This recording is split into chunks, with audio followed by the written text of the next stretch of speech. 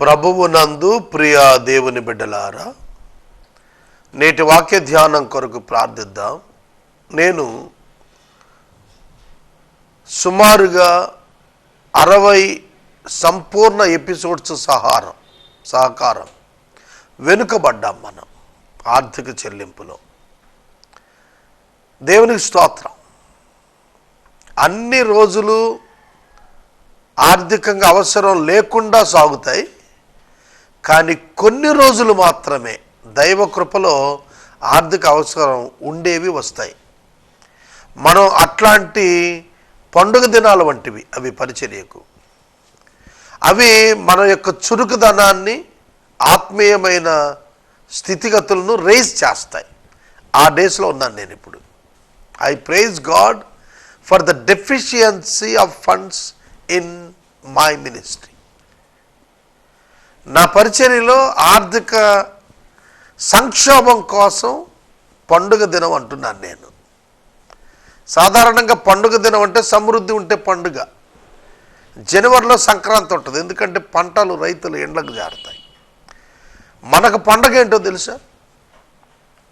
ఆర్థిక సంక్షోభం. నాకేం వెర్రిపట్టి మాట్లాడటం లేదండి, ఆత్మీయంగా బైబిల్ ఎరిగి మాట్లాడుతున్నాను. These days are beautiful days in our lives. ఇశ్రాయేలీల చరిత్రలో ద బెస్ట్ డేస్ ఏవైనా ఉన్నాయి అంటే కనుక హిస్టారికల్గా శ్రమదినాలే.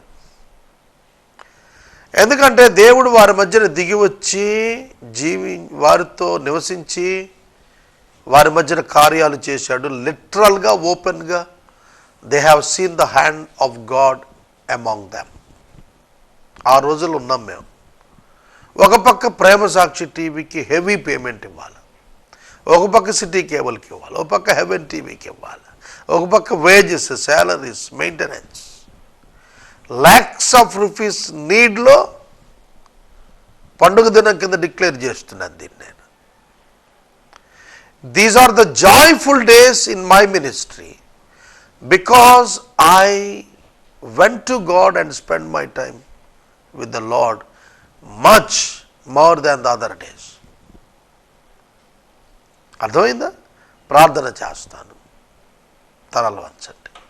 Be the partner with me, నాతో భాగస్థులు అవ్వండి. మమ్మలను మిక్కిలిగా ప్రేమిస్తున్న మా ప్రియ తండ్రి, వందనాలు, స్తోత్రాలు. వాక్యముతో మాతో మాట్లాడండి.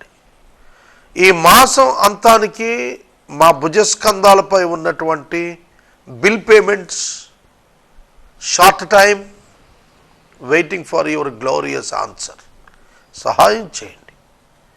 మా ప్రేక్షకులు నిన్ను తెలుసుకునేటట్లుగా వాక్యాన్ని ఇవ్వండి. యేసునామమున అడుగుచున్నాం తండ్రి, ఆమేన్.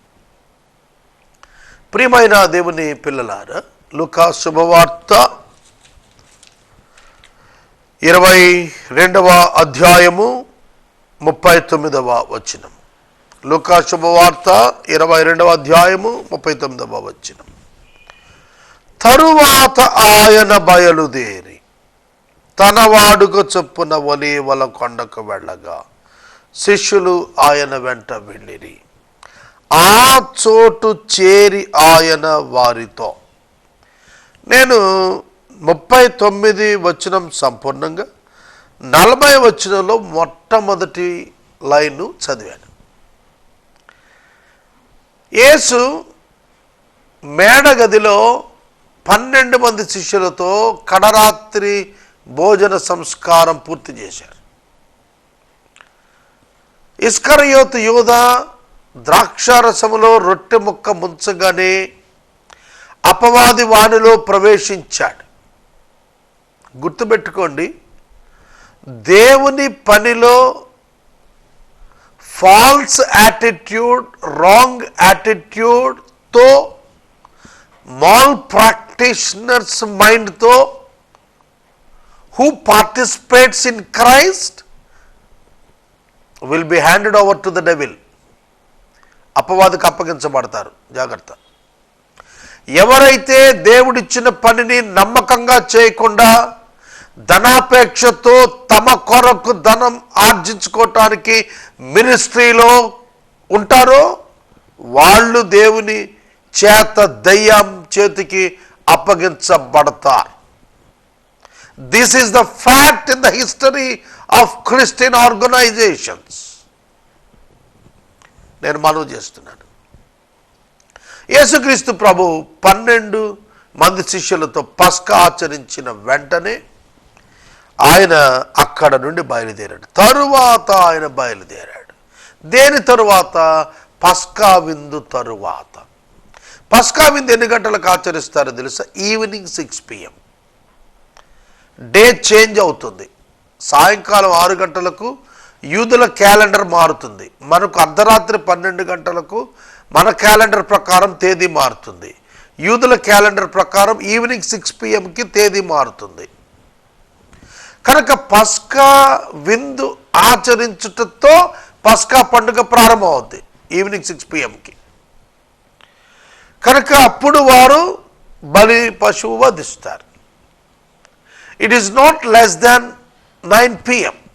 6 to 9 PM మధ్యలో ఆ యొక్క బలి పశువును చక్కగా కుక్ చేసి తింటారు. అలా తిన్నాక వాడుక చొప్పున ఒలీవ కొండకు వెళ్ళారు.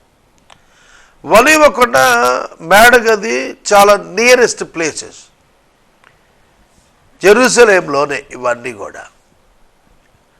ఒలీవ కొండ ఇప్పుడు యూదుల సమాధులతో నిండుంది. అప్పుడు కూడా అంతే. ఇప్పటికీ మీరు గనక యెరూషలేం వెళ్ళినప్పుడు చూస్తే ప్రముఖులైన యూదుల యొక్క సమాధులు పెట్టబడి ఉంటే నేలబారుగా ఉన్నాయండి. సమాధులు చిన్న చిన్న ఒక 1 feet హైట్లో, 1 feet. మనం అయితే 5-6 అడుగులు ఎత్తు కట్టేస్తున్నాం ఇక్కడ సమాధులు. అక్కడ అలా కాదు, 1 అడుగే. యెరూషలేము దేవాలయం మోడల్లో కనుక, యెరూషలేము సమాధుల మోడల్లో కనుక మనం కూడా కడితే బరియల్ గ్రౌండ్లో 1 feet టూమ్సే కనపడతాయి. చాలా చిన్న ఎత్తైనటువంటి సమాధులు చూశాం మేము. ఒలీవ కొండ అంతా కూడా సమాధులే. దాని ఆపోజిట్ సైడ్లో గోల్డెన్ గేట్ బ్యాక్ పార్ట్లో ముస్లిం సమాధులు ఉన్నాయి. ఎందుకంటే గోల్డెన్ గేట్ యేసుక్రీస్తు ప్రభు మహిమ ప్రవేశం చేసిన తలుపు అది. దాన్ని కంప్లీట్గా క్లోజ్ చేశారు ముస్లిమ్స్. దాని ద్వారా యేసుక్రీస్తు ప్రభు ప్రవేశించాల్సింది ఉంది. ఒలీవ కొండ మీద అడుగుపెట్టి గోల్డెన్ గేట్లోకి వెళ్ళాలి అని అంటే కనుక గోల్డెన్ గేట్కి ఒలీవ కొండకి మధ్య ఉండేటట్టుగా ముస్లిమ్స్ వారి సమాధులు కట్టారు. ఎందుకంటే యూదులు సమాధుల్ని చాలా టచ్ చేయటం కూడా ఇష్టపడరు. దాన్ని దాటి వెళ్ళాలంటే వెళ్ళడు యేసుక్రీస్తు. How he escapes or deviate from the scripture? No, he won't accept అనే భావంతో వాళ్ళు అక్కడ సమాధులు కట్టారు. ఆ ఒలీవల కొండకు ప్రభు వెళ్ళి ప్రార్థన చేస్తూ ఉండేవాడు. అలా వాళ్ళు ప్రార్థిస్తున్నారు. ఆ ఒలీవల కొండ యొక్క ఉత్తర భాగంలోనే మనం డూమ్ ఆఫ్ ద రాక్ చాలా స్పెషల్గా చూస్తాం. అక్కడ యేసు అక్కడే ఆ ఒలీవల కొండ ప్రాంతంలో నుండి నిలబడి ఆయన కన్నీరు కార్చి యెరూషలేమును చూసి ఏడ్చినటువంటి స్థలం అక్కడే ఉంది. కాబట్టి యేసు ఒలీవల కొండకు వెళ్ళాడు. రైట్ ఫ్రమ్ అప్పర్ రూమ్, మేడగదిలో నుంచి. ఆ మేడగదిలోంచి వెళ్ళిన తర్వాత ఆ మేడగదిలో కూడా మేము వెళ్ళాం. ఆ 2 పిల్లర్స్ మధ్య టేబుల్లో ప్రభు భోజనం చేస్తున్నది పిక్చరైజేషన్ అయింది కదా. సేమ్ రూమ్లో మేము కూడా వెళ్ళి ప్రార్థన చేసాం. అక్కడి నుంచి ప్రభు స్పష్టంగా ఒలీవ కొండకు వచ్చారు. గెత్సెమనే కాదు, ఒలీవ కొండకు వచ్చిన తరువాత ఆ చోటుకి చేరారు. ఆయన వెళ్ళిన చోటేమో ఒలీవ కొండ, చేరిన చోటేమో గెత్సెమనే వనం. యేసు ఒలీవల కొండ నుండి తాను తన శిష్యులు మాత్రమే ఎరిగి ఉండి వెళ్ళేటటువంటి ఒక ప్రత్యేక స్థలం గెత్సెమనే వనం. యోహాను సువార్త 18వ అధ్యాయం 1వ వచనం. యేసు ఈ మాటలు చెప్పి తన శిష్యులతో కూడా కిద్రోను వాగు దాటిపోయాను. అక్కడ ఒక తోట ఉండెను, దానిలోనికి ఆయన శిష్యులతో కూడా వెళ్ళాను. యేసు తన శిష్యులతో పలుమార్లు అక్కడికి వెళుతూ ఉండేవాడు. కాబట్టి ఆయనను అప్పగించు యోధాకు ఆ స్థలం తెలిసి ఉండెను. అర్థమైందా? గెత్సెమనేకు యేసు ఎందుకు వెళ్ళాడంటే యూదా ఇస్కరియోతునకు తెలిసిన స్థలము, అందుకే అక్కడికి వెళ్ళాడు. గెత్సెమనే అంటే అర్థం గానుగా. గానుగా గానుగా ప్రసిద్ధి అండి. ఇజ్రాయెల్ దేశంలో గానుగలు ప్రసిద్ధి. గానుగ నమూనాలు చాలా పెద్దగా ఉంటాయి. ఒక 4 to 5 feet వెడల్పున్న గానుగలు చూశాను నేను. గానుగల్లో ఒలీవ నూనె దంచి తీస్తారు. గానుగల్లోనే ఆ ప్రత్యేకమైనటువంటి ఫుడ్ ప్రిపరేషన్కి అయిన వాటిని వాడతారు కనుక పెద్ద రోళ్ళు వలె ఉన్నాయి. నేను చూశాను, పిక్చర్స్ కూడా నా దగ్గర ఉన్నాయి. ఈ గానుగను అర్థం వచ్చేటువంటి ఆ స్థలంలోకి వెళ్ళాడు. ఎందుకంటే ద్రాక్షవని ఆయన ఆలివ్, ఆయన నూనె తీస్తున్నాడు. తాను అక్కడే నలగొట్టబడబోతున్నాడు. తన యొక్క రక్తం చెమట రూపంలో అక్కడ బయటకు వచ్చింది కనుక ఆయన అనుభవించబోతున్నటువంటి వేదన అక్కడ కనపడింది అక్కడ ప్రజలకి, అక్కడున్న శిష్యులకి. కనుక ఆయన ఒలీవ కొండ నుండి స్ట్రైట్గా గెత్సెమనికి వచ్చాడు. గెత్సెమనే ఇస్కరియోతు యూదాకు తెలిసినటువంటి some sort of personal sight, ఒక వ్యక్తిగతమైన సొంత ఇష్టం ఉన్న స్థలం అది. కిద్రోను దాటి గెత్సెమనే వనం అది. ఆ చోటకు వెళ్ళగానే ఇస్కరియోతు యూదా ప్రవేశానికి అవకాశం వచ్చింది. ఈ లోపల యేసు ప్రభు చేసినది ఏమిటంటే ప్రార్థన చేశాడు. ఆ చోటుకి వెళ్ళినప్పుడు మీరు శోధనలో ప్రవేశించకుండానట్లు ప్రార్థన చెయ్యండి, మెలకువగా ఉండి అని శిష్యులకు చెప్పాడు. ఆయన 3 శిష్యులు తీసుకెళ్ళాడు గెత్సెమనికి. అందరూ కలిసి ఒలీవ కొండకి వెళ్ళారు. 11 మంది. 12వ వాడు స్కిప్ అయిపోయాడు. మేడగదిలో నుంచే ప్రధాన యాజకుల ఇంటికి వెళ్ళిపోయాడు. ఆయన అప్పగించడానికి వాడు రంగం సిద్ధం చేసుకుని బంట్రోతులను ఆళ్ళ పోగేసుకుంటున్నాడు. వారితో పాటుగా దీపాలు అలాగే కాగడాలు సరి చేసుకుంటున్నారు. కాబట్టి ఒలీవ కొండకు 11 మంది వెళ్తే ఒక 3 శిష్యులను తీసుకొని ఆయన గెత్సెమనికి వచ్చాడు. వాళ్ళు ప్రధాన శిష్యత్రయంగా మనం ఎంచుతాం. ఆయన అంచలా మనం ఎంచుతాం. పేతురు, యాకోబు, యోహాను, వీళ్ళని ప్రయరైజ్డ్గా తీసుకెళ్ళేవాడు ప్రభువు. యాకోబు ఫస్ట్ మార్టైర్. యాకోబు, యోహాను ఇద్దరు కూడా ఓన్ బ్రదర్స్. వారిద్దరికి ఒక పేరుంది, బోయనెర్గెస్, ఉరిమెడి వారిని అర్థం. ఫస్ట్ మార్టైర్ యాకోబు. అపోస్తల కార్యం 12వ హేరోదు చంపింది యాకోబునే. చివరిగా చనిపోయినటువంటి వాడు యోహాను. పద్మాసులో ప్రకటన పొందింది ఈ యోహానే. పేతురు చాలా ప్రధానమైనటువంటి సేవకుడు. పెంతెకొస్తు పండుగ నాడు సంఘాన్ని ఆవిర్భవింపజేసింది ఆయనే. ఒక మాటలో చెప్పాలంటే సంఘాన్ని ప్రారంభించిన వాడు, సంఘంలో మొట్టమొదట హతసాక్షి, సంఘంలో చివరి పుస్తకాన్ని బహూకరించి దైవ ప్రత్యక్షతను సంపూర్ణంగా బయలుపరిచిన వాడు అయినా ఈ 3 తీసుకుపోయాడు యేసుప్రభు అక్కడికి. వాళ్ళు బాగా మాంసాహారం తిని వచ్చి ఉన్నారు. అది రాత్రి అవుతుందేమో. గెత్సెమనే వనానికి వెళ్ళి ప్రార్థన చేయమంటే గుర్రు పెట్టి నిద్రపోతున్నారు. మనం కూడా అంతే కదండి. చాలా సందర్భాల్లో నేను భోజనం చేసిన తర్వాత ఆటోమేటిక్గా నిద్ర వచ్చేస్తాను. ఈ మధ్యకాలం నేను కొన్ని సందర్భాల్లో ప్రసంగం టేబుల్ దగ్గర నేను నిద్రపోతున్నాను. ఆత్మసిద్ధం వాక్యం చెప్పటానికి, కానీ శరీరం నిద్రకు గురవుతుంది, కొంత అలసటకు గురవుతుంది, విశ్రాంతి కోరుకుంటుంది. ఆత్మ మాత్రం ముందుకు దూకుతోంది. ఇంకో 10 ప్రసంగాలు చేయాలనిపిస్తోంది. గొంతు సహకరించాలి, శరీరం సహకరించాలి కదా. కనుక వాళ్ళు కూడాను, వారికి కూడా ఆత్మసిద్ధం, కానీ శరీరం బలహీనం. బలహీనం అంటే ఆత్మీయ విషయాల పట్ల బలహీనం. బాగా తిని వెయిట్ పెంచి కండలు తిరగటంలో బలహీనం కాదు. ఆ 3 కూడా మంచి మాంసాహారం భుజించారు, రొట్టె భుజించారు, ద్రాక్షారసం తాగారు. పస్కా అంటేనే ద్రాక్షారసము, మాంసాహారం, గొర్రె మాంసం, గోధుమ రొట్టె. ఎంత మధురమైన భోజనం అది. ద్రాక్షారసంతో ఆటోమేటిక్గా డ్రౌజినెస్ వచ్చేస్తుంది, శుభ్రంగా నిద్రపోతున్నాడు. యేసుకు తెలుసు ఇంకా కొద్ది క్షణాల్లో తను అప్పగించబడతాడు, సిలువకు పెడతాడు, కొట్టబడతాడు, ముళ్ళ కిరీటం పెట్టబడతాడు, గాయాలు చేయబడతాడు, ప్రాణాన్ని విడవాల్సి వస్తుంది. ఇవన్నీ ఆయన ఎరిగి ఉన్నాడు. అన్నిటికంటే ఆయన ఎక్కువగా దుఃఖపడింది ఎక్కడంటే, ఆయన శరీరం మీద పాపం మోపబడబోతోంది. అక్కడ ఆయన సఫర్ అయ్యాడు, దాని నిమిత్తం వేదన పడుతున్నాడు. అందుకే తండ్రి నీ చిత్తమైతే ఈ గిన్నె నా యొద్ద నుండి తొలగించమని చెప్పి ప్రార్థన చేసింది అదే. ఈ గిన్నె నా యొద్ద నుండి తొలగించడం నీ చిత్తమైతే తొలగించు, నా చిత్తం కాదు నీ చిత్తం సిద్ధించును గాక అని అన్నాడు. నా ఇష్టం కాదు అని అన్నాడు.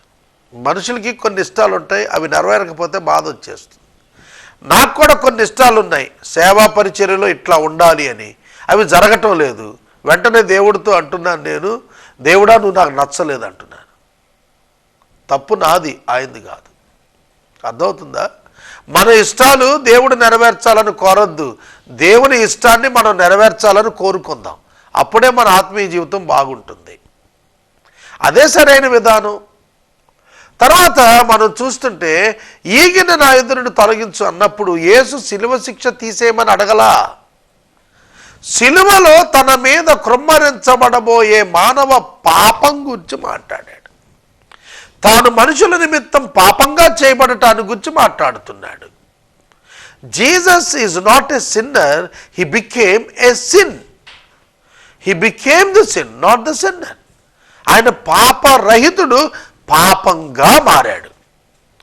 He was covered with the sin of the humanity on the body. ఆయన శరీరం మీద దేవుడు మానవ పాపాన్ని మోపాడు. ఆ పాపం మోపబట్ట జుగుప్స కలిగింది ఆయనకి. అది తలుచుకుంటేనే బాధగా ఉంది. అందుకని అన్నాడు, దేవా నీ చిత్తమైతే ఈ గిన్నె నా ఎదురు తొలగించండి, అయినా నీ చిత్తమే, నా ఇష్టం కాదన్నాడు. అప్పుడు పరలోకం నుండి ఒక దేవదూత కనపడి ఆయనకు బలపరిచాడట. ఎంత గొప్ప సంగతి అండి ఇది. ప్రభువు ఎప్పుడైతే పాపం మోపబడుతుందని చెప్పి బాధపడుతున్నాడో, పరలోకం నుండి ఒక దూతను పంపి బలపరిచెను. And there appeared to him an angel from heaven strengthening him. యేసును బలపరిచెను. యేసు దేవుడు ఎట్లా అవుతాడండి దేవదూత చేత బలపరచబడితే అని ప్రశ్నించే వారికి నేను చెబుతున్నాను, యేసు సంపూర్ణ మానవునిగా ఇక్కడ కనపరచబడి మానవునిగా ఆయన యొక్క భావనను దేవుని యొక్క దూత బలపరిచాడు.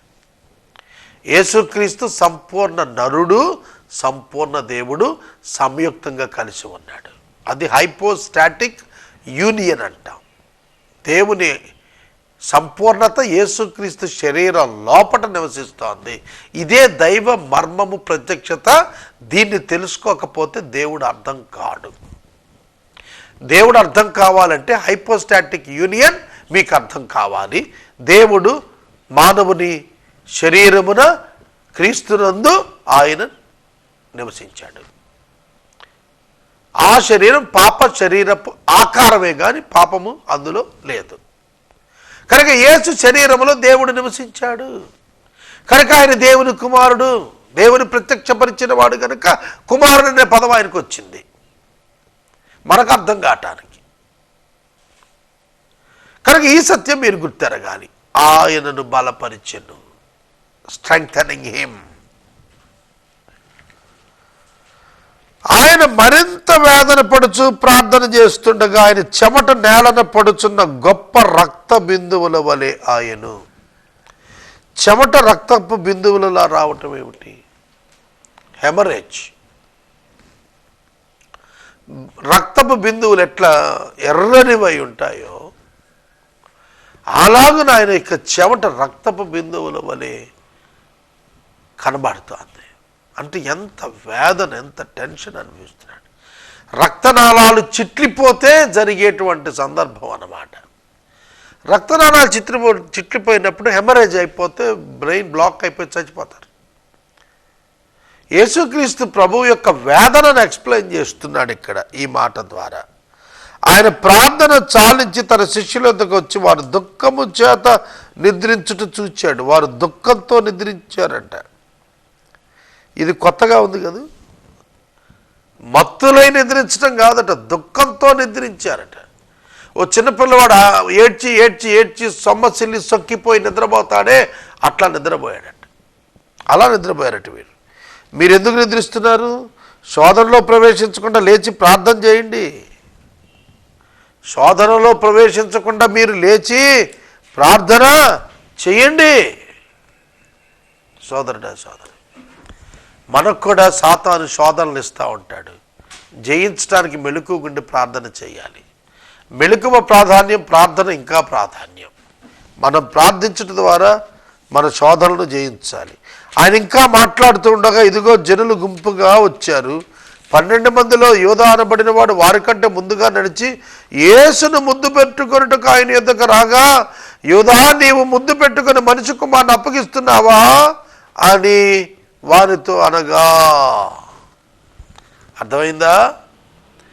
యూదా ముద్దు పెట్టుకొని మనిషి కుమారుని అప్పగిస్తున్నావు. యూదా షాక్ అయిపోయి ఉంటాడు. కానీ వెనక్కడికి వేయలే.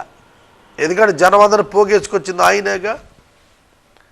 డబ్బుల కోసం, దైవ సేవకులు డబ్బుల కోసం యేసుప్రభుని అమ్మేస్తారు. యేసుప్రభుని అమ్మేస్తారు. ఎలా అమ్మేస్తారు తెలుసా? చెబితే మనల్ని మనం అవమానపరుచుకున్నంతగా అమ్మేస్తారు. అయ్యా నేను ఎయిడ్స్ పేషెంట్స్ కోసం సేవ చేస్తున్నాను, ఎంత ఖర్చు అవుద్దా అంటాడు. పంపిస్తే అందులో సగం తినేస్తాడు. అనాథ పిల్లల కోసం నేను ఇలా చేసేస్తున్నాను, డబ్బు పంపమంటాడు, సగం తినేస్తాడు. వృద్ధులాశ్రమం పెట్టానంటాడు. ఈ మధ్యన ఒక కలెక్టర్, ఒక జడ్జి ఒక క్రిస్టియన్ ఆర్గనైజేషన్ మీద దాడి చేసి వృద్ధుల ఆశ్రమంలో వృద్ధులు కొడుతున్నారని, తిండి పెడతలేదని ఆ నిర్వాహకుని అరెస్ట్ చేసి వాళ్ళ హాస్పిటల్కి షిఫ్ట్ చేశాడు. ఎంత విచారకరం! అమ్మేస్తున్నారు యేసు ప్రభువుని, అమ్మేస్తున్నారు. సువార్త సేవ చేస్తున్నామని అమ్మేస్తున్నారు. స్వస్థత సేవలు పెడుతున్నామని అమ్మేస్తున్నారు. నా మాట కోపం వస్తుందా? Is it not true? ఇది సత్యం కాదా? నేను ప్రశ్నిస్తున్నాను. క్రైస్తవ సంస్థలు ఇవాళ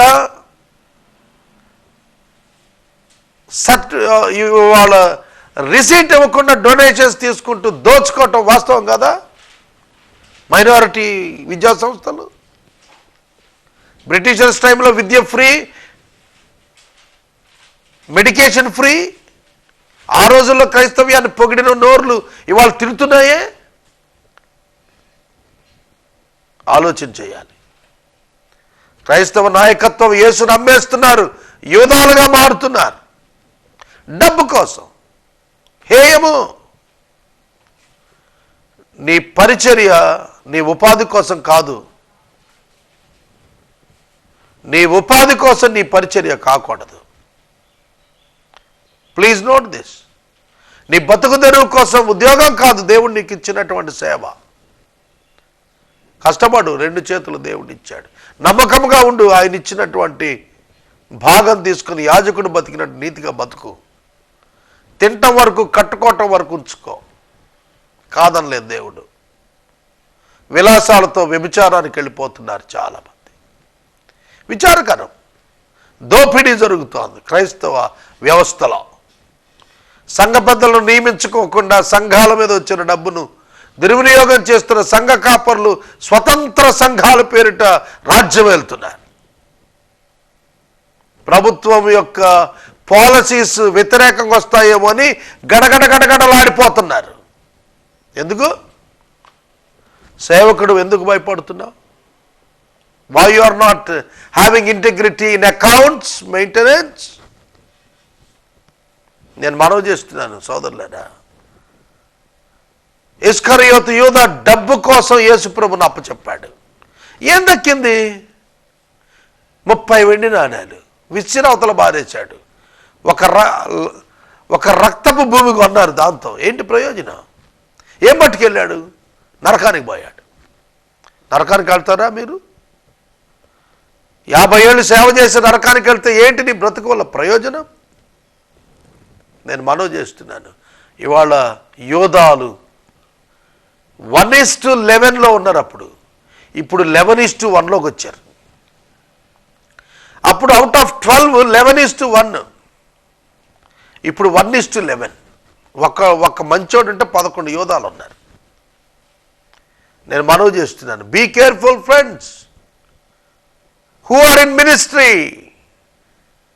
అక్రమము చేయువారులారా నా యొద్ద నుండి వెళ్ళిపోండి అని చెప్పే రోజు వస్తుంది. జాగ్రత్త. మనం సేవకు వచ్చామండి, సేవకులుగానే బ్రతుకుదాం, చనిపోదాం. ఏం సంపాదిస్తాం? దేవుడు నీకు ఇవ్వలేనిది ఏమిటండి? గొర్రెలు కాసుకునే వాడిని తీసుకొచ్చి చక్రవర్తిని చేశాడు. ఏమి ఇవ్వలేడండి? దేవుడు నీకు ఇవ్వగలుగుతాడు. Be transparent, accountable to God and to the government. To God and to the government you must be accountable. Don't deviate the funds, don't deviate for the money. ప్రార్థన చేస్తాం, తలలు వంచండి. రేపటి వాక్య భాగములో ఇస్కరియోతు యోధా ఆయనను అప్పగించిన సందర్భం నుండి ఉన్న వాక్యాన్ని నేను చెబుతాను. ముద్దు పెట్టుకొని అప్పగిస్తున్న యోధా. పైకి చూస్తే ముద్దు, లోపల చూస్తే పగ, ద్వేషం. పైకి చూస్తే పరిచర్య, లోపల ధనాపేక్ష. అట్టిది హేయము. ప్రార్థన. మమ్మలను మిక్కిలిగా ప్రేమిస్తున్న మా ప్రియ పరలోకపు తండ్రి, మీకు వందనాలు. ఇస్కరియోతు యోధా మాకు హెచ్చరిక. ధనాపేక్ష చేత సేవ చేస్తున్నామా? పరలోకాన్ని సంపాదించుకోబూనుతున్నామా? గేహజీవలే వెండి వస్త్రాలు కొరకు వెళుతున్నామా? మమ్మల్ని పరీక్షించుకొని జీవితాలు దిద్దుకుంటకు సహాయం చేయండి. మేము మారు మనసు పొందితే ప్రజలు రక్షణ పొందుతారు. మేము మారు మనసు పొందితే ప్రజలు రక్షణ పొందుతారు. They will believe you if we transform our lifes. ఈ సత్యం గుర్తెరుగుటకు సేవకులకు సహాయం చేయమని యేసు నామమున అడుగుచున్నాము తండ్రి, ఆమేన్. తండ్రి అయిన దేవుని ప్రేమ, కుమారుని యేసయ్య కృప, పరిశుద్ధాత్మని యొక్క అన్యోన్య సహవాసం సదా మనకు తోడైండును గాక. ఆమేన్.